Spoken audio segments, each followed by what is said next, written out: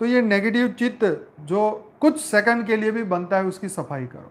उसको विचारों को बाहर निकालो, नहीं मैं ये नहीं हूँ, मैं वो पूर्व में था, या हो सकता है अज्ञान के कारण गलती हुई, या अज्ञान के कारण मेरे कर्म बंधन बने, या अज्ञान के कारण कोई कर्म बंधन था, लेनी देनी था, किसी को मिले, कोई पैसा ले गया, कुछ हो गया, या जीवन में उसने दुख दिया, या जो भी दिया, लेकिन अब तो नहीं ना, अब तो मैं जागृत हूँ, अब तो मैं चैतन्य हूँ, अब तो मैं परम लाइट परम प्रकाश की अनुभूति कर चुका हूँ। तो ये जो आपने प्राप्त किया है उसको दोहराओ भीतर से, कि अब मैंने वो अनुभूति कर ली है। राइट। जब आप असत्य को सत्य समझ रहे थे तब एक बात अलग थी, लेकिन जब आप सत्य को सत्य समझ चुके हैं, आप सत्य को जान चुके हैं, महसूस कर चुके हैं, तो अब उसको दोहराने की या सोचने की कोई ज़रूरत नहीं है, क्योंकि इससे क्या होगा कि हद की बातें ही तुम्हें हद में फंसाएगी। तो ये बिल्कुल बात ये जरूरी है परिवर्तन। राइट। अब दुनिया में बहुत सारे लोग हैं, वो बहुत सारे दावे करते हैं कि हम ये कर देंगे, हम परिवर्तन कर देंगे, हम ये कर रहे हैं। तो हम भी तो बैठे हैं, हम भी तो देख ही रहे हैं, हम तो चाहते हैं कि पूरी दुनिया, पूरा मल्टीवर्स बदले, लेकिन क्या एक ब्रह्मांड के बदलने से कुछ होगा? नहीं होगा। दो ब्रह्मांड को बदलने से होगा? संपूर्ण हद और बेहद की तमाम दुनिया को बदलने से ही परिवर्तन होगा।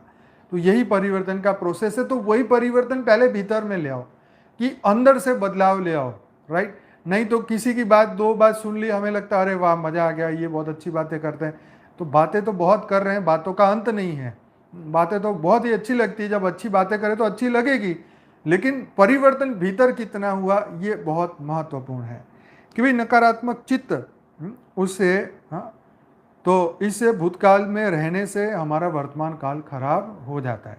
आगे है सामान्य चित्त। यह चित्त एक सामान्य प्रकृति का होता है।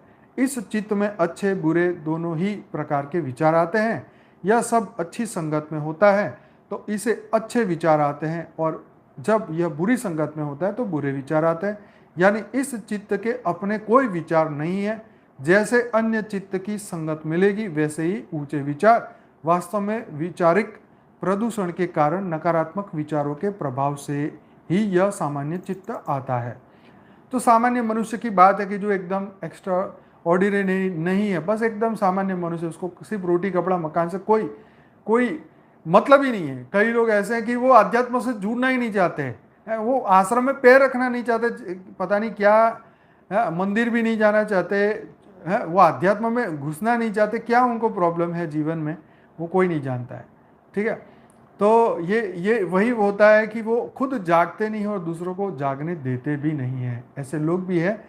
तो उनके लिए भी हमारे पॉजिटिव वाइब्रेशन होने चाहिए कि एक दिन वो आत्मा जागे, एक दिन उनका परिवर्तन। ऐसे एक नहीं करोड़ों लोग हैं इस वक्त, चाहे हम धर्म की बात करें, हिंदू धर्म में, सनातन धर्म में हो, चाहे दूसरों की तो बात छोड़ो, सनातन धर्म में ढेर पड़े हुए हैं।